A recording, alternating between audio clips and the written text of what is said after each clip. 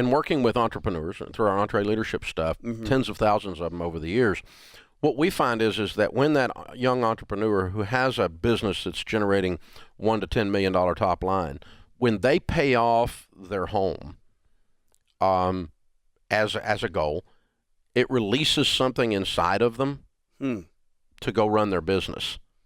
So it's not so much of a maybe mathematical decision. No. Interesting. No, it's when COVID hits, you don't worry about it. House is paid for. You know, when COVID hits and I got, you know, and here's another, entrepreneurs often make this mistake, and it's a huge mistake.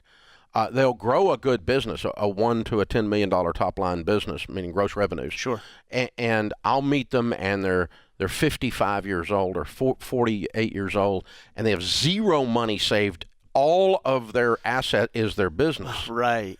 Well, that's a lack of diversification. Sure. So there's all sorts of risk with that. I have fully funded my 401k and maxed out everything. So I've got millions of dollars in mutual funds, and it has nothing to do with this business, which gives me the odd opportunity to hand the keys to this whole place to the next generation, walk away, get nothing personally from this.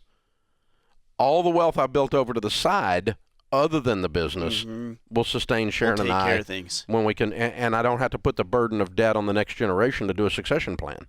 That is a good point, because I hear from a lot of entrepreneurs, and as I started along my entrepreneurial journey, I was like, I don't need to put money in the 401k or the real estate or any of this other stuff. Like, I'm making a bunch of money over here. Well, at some point, that faucet may actually turn off, whether it's something that's legislated or something in the market changes or I get disabled. You know, there's all sorts of things where that could potentially turn off. Well, it's just a lack of a diversification. You got all your eggs in one basket when you own the business, and the problem is those of us that run businesses, we see the ROI.